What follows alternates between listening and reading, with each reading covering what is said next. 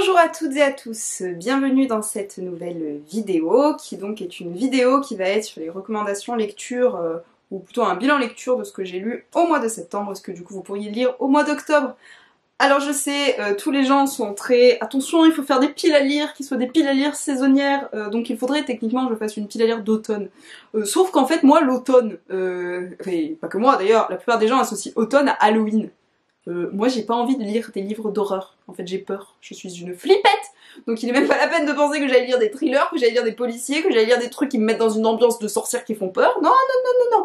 Je vous encourage, si vous voulez lire des trucs qui font peur, bien sûr à y aller, y a pas de problème, voilà, vous faites ce que vous voulez. Mais moi si je fais mon bilan de septembre, parce que je vais rester sur mon bilan de septembre, je vais pas m'étaler sur... ça n'a pas trop de rapport saisonnier, voilà, je suis pas très saison, et alors en plus, excusez-moi, mais si on peut parler de l'automne en ce moment, vu le changement climatique, je doute qu'on soit en automne.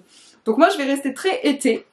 Je vais vous présenter une sélection du coup de plusieurs livres. Ensuite vous aurez droit à un petit moment au pop-up store jeunesse à la librairie d'Erol à Paris où j'ai été du coup avec mon amie Marion et où du coup j'ai aussi croisé des copines du livre, de Bookstagram avec qui je discute beaucoup, notamment Laetitia Lajoigny et par exemple Élise Giraudot.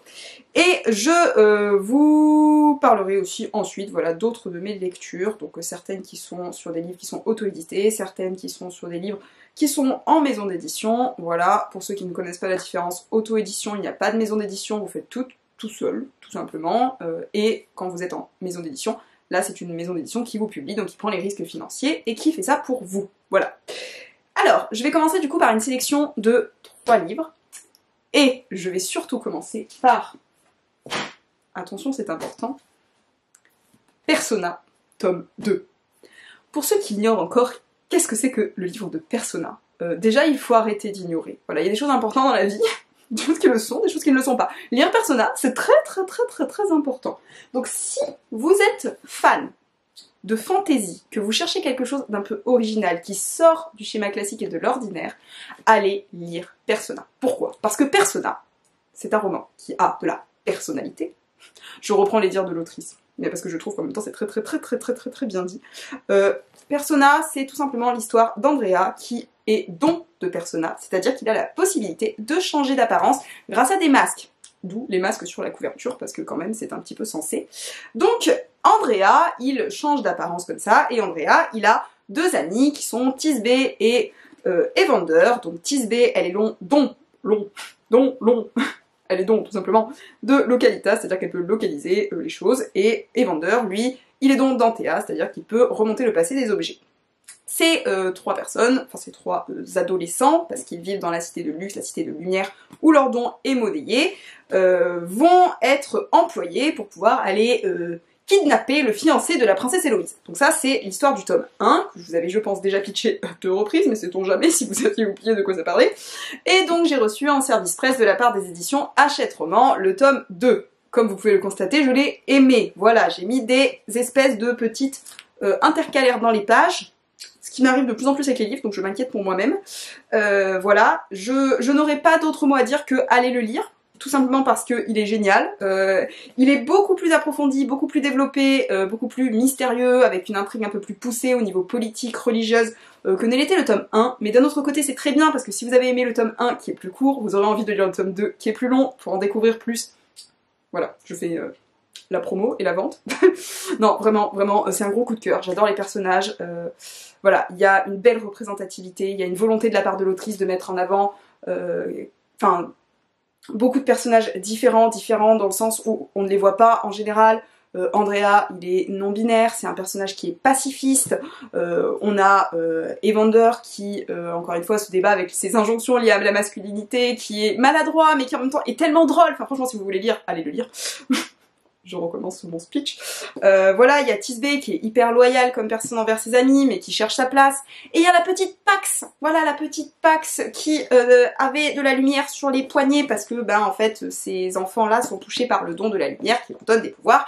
Et la petite Pax, à la fin de ce tome 1, il lui arrive quelque chose. À la fin de ce tome 2, il lui arrive quelque chose aussi, mais en tout cas, vous aurez des informations dans ce tome 2 sur la fin du tome 1. D'où l'importance de lire le 1 avant le 2, ce qui semble totalement logique, vous allez me dire. Oui. Bref, je recommence, mais on n'oublie pas, Persona, voilà, c'est le livre à lire, si vous devez en lire qu'un seul dans votre vie. Ensuite, j'ai reçu de la part des éditions Poulpe Fiction ce roman-là, oh, je ne sais pas, avec la lumière, voilà, vous le voyez mieux. Il s'agit de La Tour de Jeanne. Donc au départ, je me suis dit, ça doit parler de Jeanne d'Arc. Non, que nenni mon ami, ça parle de l'exposition universelle de la construction de la Tour Eiffel, qui, je tiens à le rappeler, bien que ce soit un symbole de Paris aujourd'hui, était quelque chose d'absolument détesté par tous les Parisiens au moment de sa construction à la fin du 19e siècle. Voilà. Certains pensaient même que c'était, je cite, c'est pas moi qui le dis, hein, c'est les gens dans les rapports de l'époque, un phallus qui dénaturait la ville de Paris. Voilà. Vous irez chercher la définition du mot phallus, n'est-ce pas les enfants? Donc là, on suit l'histoire de Jeanne. Jeanne est une jeune fille qui arrive à Paris, mais elle a très envie de travailler sur les chantiers de construction de la Tour Eiffel, sauf que, eh bien, Jeanne est une femme, et il ne vaut mieux pas être une femme au 19e siècle. Je vous renvoie à vos cours d'histoire. Donc du coup, que va faire Jeanne? Eh bien, elle va se travestir en garçon pour pouvoir justement, eh bien, aller sur les chantiers. Alors j'ai beaucoup aimé parce que déjà je suis fan de la Tour Eiffel, je suis fan de l'exposition universelle, voilà, j'ai écrit un roman qui parle justement de l'exposition universelle. Je suis toujours à la recherche d'un éditeur, si l'éditeur passe par ici, voilà. Je vais pas vous mettre à pitcher mon roman, ce serait peut-être pas le moment. Mais en tout cas, j'ai beaucoup aimé, encore une fois avec les éditions Poulpe Fiction, nous avons des illustrations au milieu, et ça j'adore, j'avoue que c'est une des raisons pour lesquelles j'adorerais être chez Poulpe Fiction, parce que vraiment je trouve que l'introduction d'images au milieu, c'est super sympa, c'est en plus là la collection justement sur tout ce qui est au cœur de l'histoire, il y a vraiment une entreprise de vulgarisation historique, de rendre l'histoire accessible, j'allais dire de rendre l'histoire historique, de rendre l'histoire accessible aux plus jeunes, j'y arrive, et ils sont vraiment très bien faits. Donc ça c'est écrit par Florence Medina. Je vous avais déjà parlé d'un autre livre de Florence Medina, c'était Charles. Je sais plus si je vous en avais parlé. Si, je vous en avais parlé dans la vidéo sur les recommandations de livres historiques pour les jeunes. Voilà, qui était Charles 1983, qui racontait l'histoire de Charles, qui avait 12 ans, qui vivait au Jardin des Plantes, et qui en fait, eh bien, allait s'engager dans la résistance, voilà. Parce que la France est occupée durant l'occupation. Bravo Caroline, félicitations pour cette belle introduction du mot occupation, occupé. Je dis n'importe quoi aujourd'hui, n'importe quoi. Enfin bon bref, voilà. J'aime beaucoup les romans de Florence Medina, j'aime beaucoup les romans de Poulpe Fiction de manière générale, et vraiment je trouve que pour des CDI, pour les élèves, c'est super chouette. Donc voilà, si vous êtes prof doc, mettez-les dans les CDI. Si vous n'êtes pas prof doc, vous êtes parents, achetez-les à vos enfants. C'est la prof d'histoire qui vous dit ça. Et dernier livre là que je suis en train de lire, que j'ai quasiment terminé, c'est ce petit livre qui est trop mignon, déjà parce que la couverture elle est trop mignonne. J'ai reçu un magnète en forme de phare. Je sais pas parler aujourd'hui, j'ai du mal, hein. En forme de phare, donc un phare, voilà, comme ça. Non pas un phare breton, mais un vrai phare, vous voyez, le truc qui permet de se repérer au loin pour les bateaux. Donc ça s'appelle Amour, K-pop et gâtauderie, donc je trouve que c'est important de vous le présenter parce que ça parle de K-pop. Alors personnellement, je n'écoute pas de musique, je n'écoute pas de K-pop, mais je sais que mes élèves adorent la K-pop, je sais que c'est ultra à la mode. Donc là, c'est l'histoire d'une jeune fille qui est dans un groupe de K-pop coréenne, donc en Corée du Sud, et il y a une des filles de son groupe qui se blesse, donc du coup, elle va décider de passer Noël dans son village d'enfance, et là-bas, elle va rencontrer Jun, pas Jun, il n'y a pas de G. Bon bref, en tout cas, ce jeune homme, elle le trouve très vite très insupportable, mais elle est aussi un peu très insupportable au départ, mais évidemment, vous savez, on part sur un petit enemies to lovers, mais ensuite... peut-être les choses vont-elles évoluer. Non, en tout cas, c'était très mignon, ça se lit très rapidement, je pense que ça peut très bien convenir à des adolescents qui adorent la K-pop et qui aiment bien la romance, voilà, c'est mignonné. Alors ça se passe techniquement à Noël, bon, je l'ai pas lu à Noël, ça ne m'a pas gênée, voilà, parce qu'ils font un petit concert de Noël, voilà, pour essayer de sauver justement le phare, ce fameux phare qui risque d'être détruit, voilà. Donc, très sympa. Et c'est écrit par Dana Blue, qui est publié aux éditions, du coup, le livre des Dragons d'Or, voilà. C'est le même groupe éditorial que Poulpe Fiction. C'est Eddy 8. Voilà. Vous êtes content de le savoir, hein? Sur ce, merci pour cette première partie d'écoute, et maintenant je vous laisse avec la petite partie un peu vlog, et la suite. Voilà. À bientôt!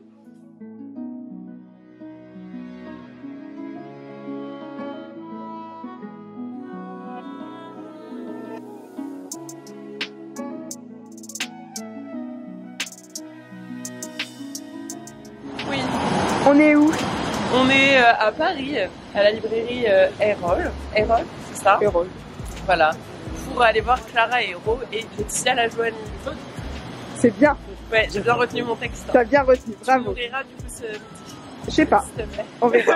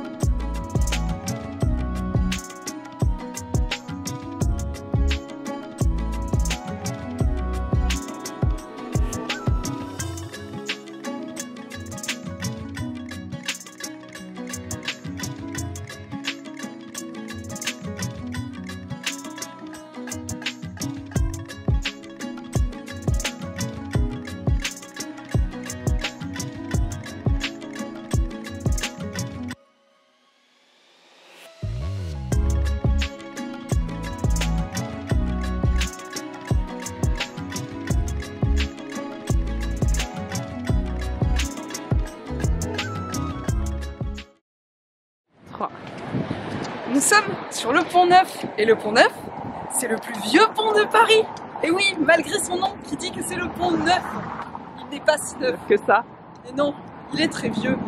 Voilà. Voilà. Nous avons été ce matin au pop-up store jeunesse, Oui.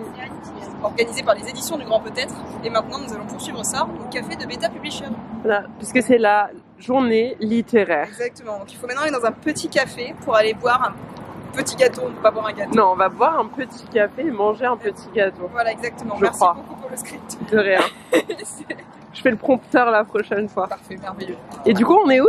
Sur le pont Neuf, c'est le plus vieux pont de Paris. Merci Stéphane.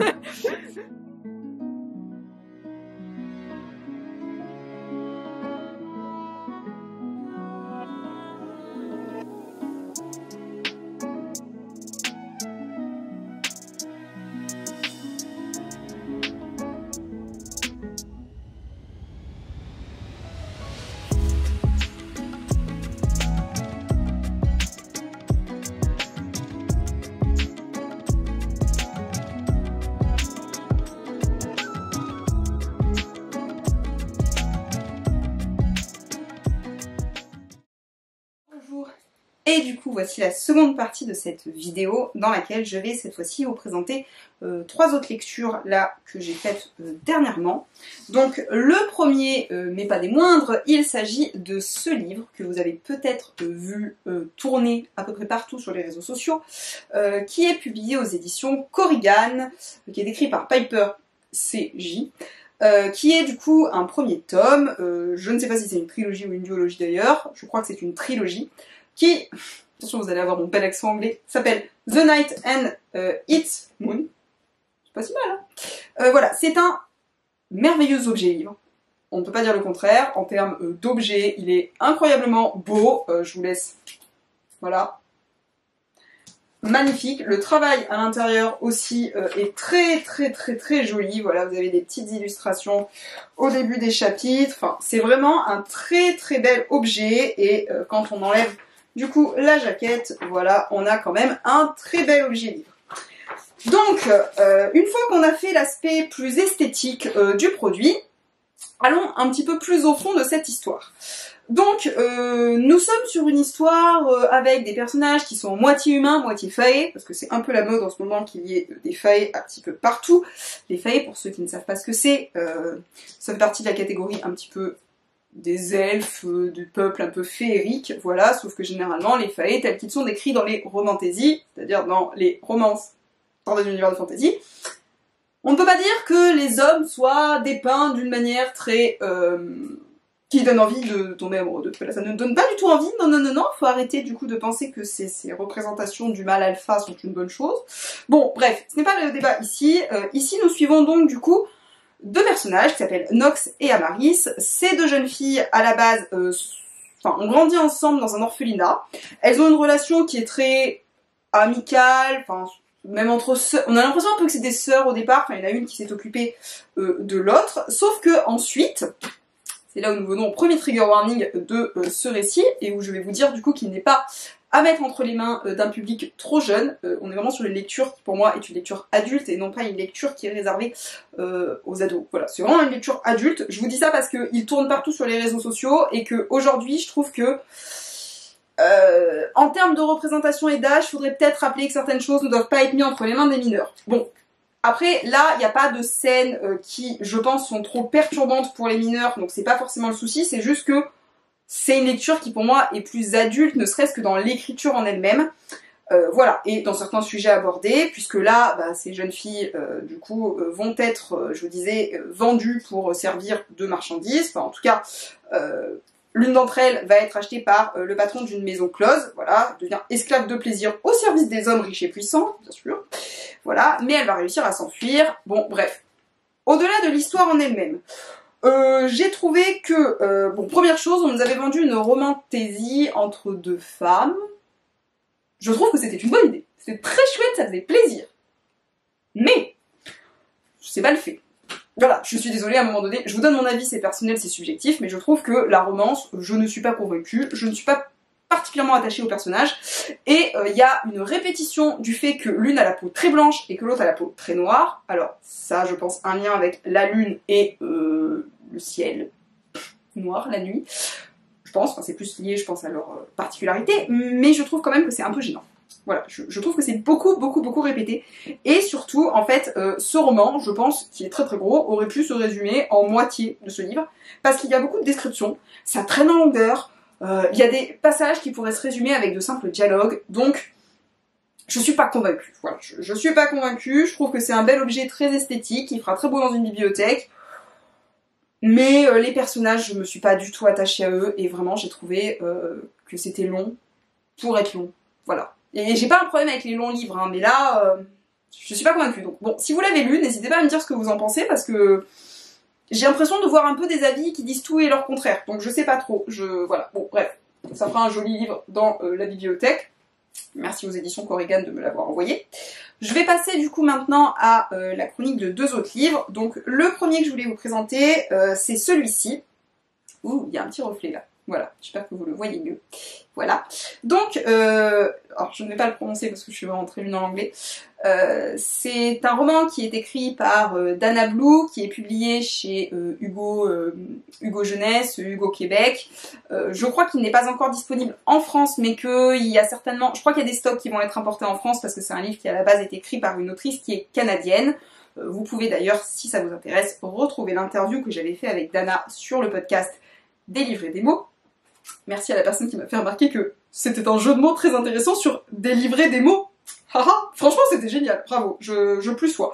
Donc là on suit deux adolescents, c'est vraiment un roman qui est très jeunesse. Donc on suit deux adolescents, Rudy et Elliot. Elliot est atteint d'une grave maladie cardiaque depuis l'enfance et il est persuadé qu'il va mourir, puisque c'est la première chose qu'il dit à Rudy lorsqu'il le rencontre. Il lui dit voilà, t'attaches pas à moi, de toute façon je vais sûrement mourir. Rudy, lui, c'est l'ado rebelle par excellence. Voilà, il porte des jeans troués, il a les cheveux rouges. Et c'est un peu... En fait, il fait que des bêtises à l'école. Du coup, la directrice lui dit bah, tu vas aller faire du bénévolat à l'hôpital, sinon, en gros, tes parents vont t'envoyer dans une école militaire. Il veut pas aller dans une école militaire. Du coup, il va là-bas et il rencontre Elliot. Et il va proposer au jeune garçon de faire une liste de choses, en gros, à faire avant de mourir. Voilà, donc c'est un roman qui sensibilise aux maladies cardiaques, qui sensibilise surtout aux dons d'organes, et qui se lit très vite et très facilement. Voilà, je trouvais que les personnages étaient mignonnés, j'ai bien aimé Rudy, j'ai bien aimé Elliot, j'aurais bien aimé avoir... En fait, j'aurais bien aimé que le livre soit plus long, parce que je trouve que certains passages auraient pu être approfondis, et que j'aurais aimé en savoir plus sur Elliot par exemple, mais ça se lit bien, ça se lit vite, pour les ados c'est super bien, petite romance aussi entre les deux garçons, enfin petite romance entre les deux garçons, voilà, donc n'hésitez pas, et la fin est ultra surprenante, voilà, je m'attendais pas à la fin, intéressant, vraiment je ne m'attendais pas à cette fin, voilà. Et dernier livre que je vous présente dans cette sélection pour le moment, je range. Il s'agit du roman de Morgane Luc qui s'appelle Frontières numériques. Pareil que pour Dana, vous pouvez retrouver du coup son interview sur mon podcast. Donc Morgane Luc, je l'ai rencontrée sur Instagram. Elle a écrit ce roman qui est un peu pour moi une réécriture, une fanfiction de Code Lyoko. Je sais pas si vous connaissez Code Lyoko. Si vous connaissez pas, allez regarder Code Lyoko. J'ai vu qu'il était sur Netflix. Enfin, j'ai pas vu, je l'ai revu, donc en fait j'ai vu. Voilà, c'est toute mon enfance. Donc nous suivons plusieurs personnages. On suit Auguste, Eden, Mika et Jae qui... enfin, Auguste et Eden vont découvrir dans un tas Enfin, ils étaient en train de faire quoi? Ils étaient en train de fouiller un petit peu les souterrains d'une ville, parce que la ville est partagée entre d'un côté la ville des très riches et ceux des très pauvres. Et Auguste et Eden ont la particularité d'avoir tous les deux des prothèses en fait, parce qu'il leur manque un membre, un bras pour Auguste et une jambe pour Eden, et ils sont greffés avec des prothèses mécaniques, sauf que ces prothèses commencent un petit peu à lâcher, mais ils n'ont pas assez d'argent pour aller se faire soigner dans la grande ville, donc du coup c'est un peu compliqué, et ils vont découvrir, en fouillant justement dans les décombres, un ordinateur qui va leur permettre d'accéder à un monde numérique. Et ils vont se dire que s'ils vont dans ce monde numérique, ils vont pouvoir réécrire un peu leur code génétique pour en gros se réparer et être soignés. Voilà, c'est un roman qui parle aussi d'intelligence artificielle, puisque dans ce monde numérique, il y a You, petit bébé You, qui est bloqué dedans. Voilà, et donc du coup, il faut aider You à sortir aussi de ce monde numérique. Voilà. C'est un roman que j'ai énormément aimé. Alors là, c'est une auto-édition, donc si vous voulez lire, il faut contacter Morgane. Voilà. Et c'est un très très très beau roman qui, au-delà de l'histoire qui est pleine d'action, qui est pleine de rebondissements, voilà, c'est un roman qui est queer, donc avec des personnages LGBT. C'est un roman surtout d'amitié, d'amour, qui transmet de magnifiques valeurs, qui transmet des messages et qui a, je trouve, des personnages auquel on s'attache déjà, et notamment moi le personnage d'Auguste, parce qu'il est très très très très anxieux, et du coup je me suis beaucoup retrouvée en lui. Voilà, donc j'ai vraiment beaucoup aimé ce roman, qui a aussi le mérite d'être très différent de ce qu'on lit, voilà, qui est plutôt de la science-fiction cyberpunk, je crois, Morgane, je ne me rappelle plus exactement le terme, mais je crois que c'est ça. Voilà, donc, la couverture est très jolie. Donc je vous le conseille si jamais, et n'hésitez pas non plus à aller vous abonner du coup au compte Instagram de Morgane. Voilà, voilà.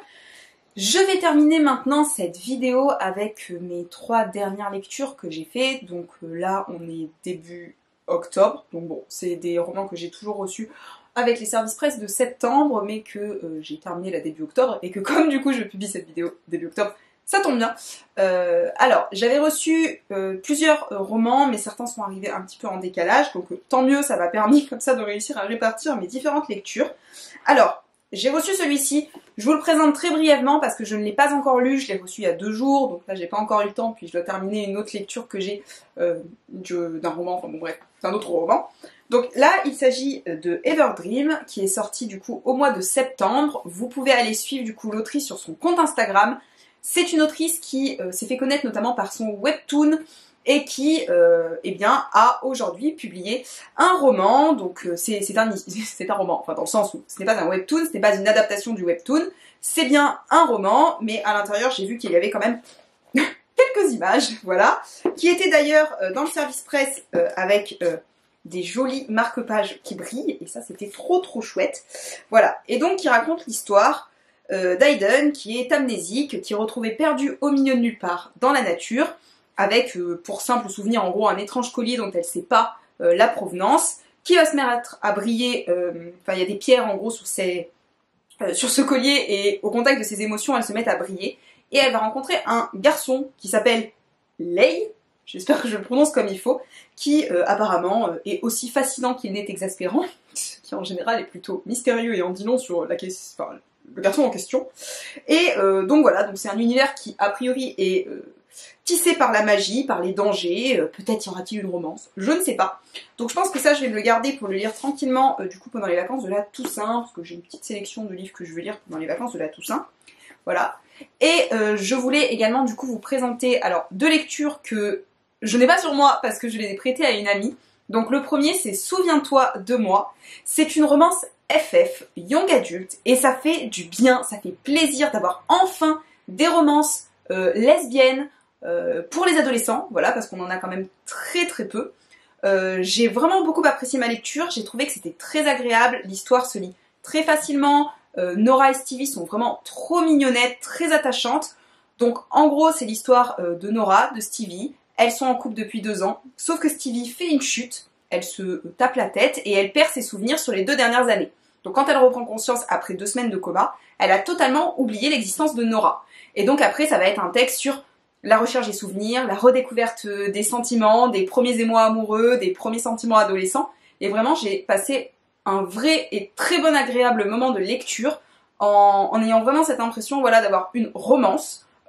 Pas une romance qui pointait du doigt le fait que c'était entre 2 filles, voilà, ça aurait pu être entre un garçon, une fille, entre 2 garçons, là c'était entre 2 filles, et c'était vraiment tout doux, voilà, donc je le conseille vraiment pour les adolescents et les adolescentes, bien sûr, voilà, pour ceux qui ont envie de découvrir ça. Seul bémol, mais ça c'est vraiment une appréciation très personnelle, je suis végétarienne, Nora travaille dans un élevage bovin, ça parle de vaches et de viande à beaucoup d'occasions avec des détails, et bon moi ça m'a un petit peu gênée, mais ça c'est, voilà, c'est une appréciation personnelle, bien que Nora, dès le début du livre, dise qu'elle va devenir végane, voilà. Mais ça parle quand même beaucoup de viande. Voilà.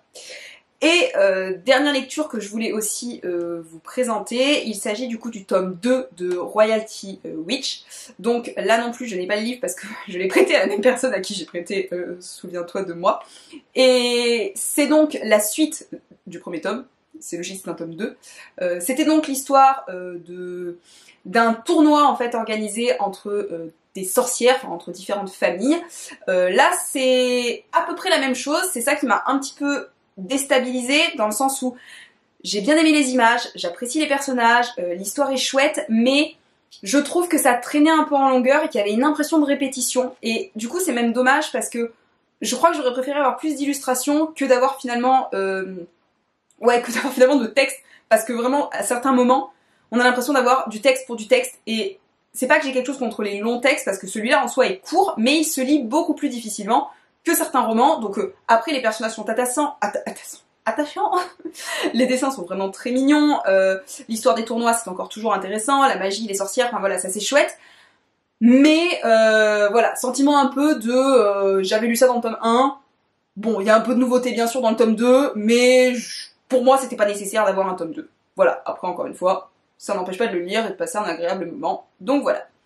J'en ai fini du coup pour cette sélection de mes lectures pour mes lectures de septembre. J'espère en tout cas que ça vous aura intéressé. Je pense que je referai une vidéo d'ici milieu novembre. Nous verrons bien. Voilà, bon, j'espère que ce format voilà, vous intéresse, que les conseils lecture ou ce que je peux lire vous intéressent. Moi encore une fois, ça me fait plaisir, c'est ma passion la lecture et l'écriture, donc je suis toujours contente de partager ça avec vous. N'hésitez pas à me dire en commentaire si du coup certaines lectures vous donnent envie, si vous en avez lu certaines, si vous en avez d'autres à me conseiller du coup que je pourrais lire, voilà. Voilà, si vous avez des conseils lecture. Et je vous dis à très bientôt pour de nouvelles vidéos. Et merci du coup de m'avoir écouté jusqu'ici.